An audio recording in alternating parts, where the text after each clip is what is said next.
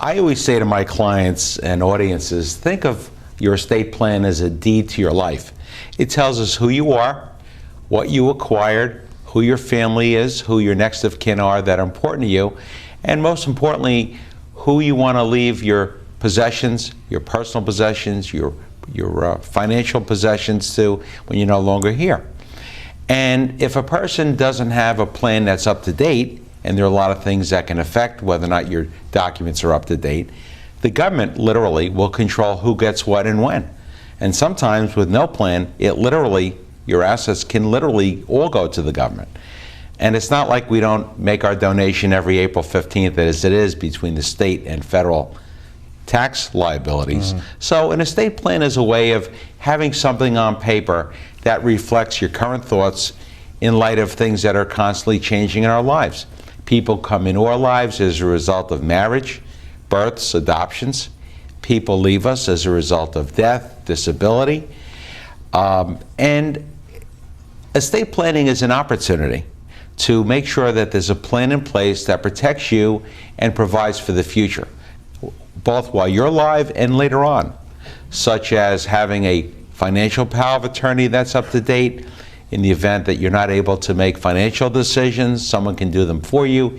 Even something as simple as paying your monthly rent, your monthly maintenance here at Seabrook Village, to signing your tax return on April 15th, to telling your financial advisor what investments you want to make or change.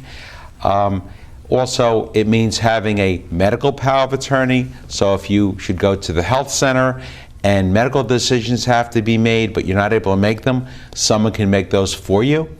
We're at the holiday season, and perhaps you make gifts every year to family members, friends, and charity. But if you're not able to make those gifts, a financial power of attorney can allow someone to make those gifts for you, subject to the tax laws that currently exist. Of course, having a living will or advance directive. And last but not least, having either a will or a trust agreement or both that will cover the hereafter when you're no longer here to enjoy the fruits of your labor. Right. It's one of those things, and I know that we had a resident who was a volunteer here for many years, and when he passed, he had everything on paper, and basically that's the one thing his family didn't have to concern themselves with in that first couple of weeks. It takes a lot of stress and pressure off the immediate family. It really does. And you know, it's a way of giving people a feeling of closure, knowing that they've put all of their life's efforts and all of their goals and even their values in writing, so that their next of kin know not only what they own and who they want it to go to, but to make sure that their efforts are done in an orderly fashion.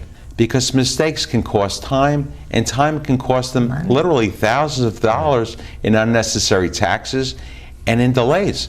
Something as simple as the items in their apartments, whether it's their furniture, their jewelry, their LED TV. Do they have a list of who they want those items to go to? We refer to that as a letter of instruction.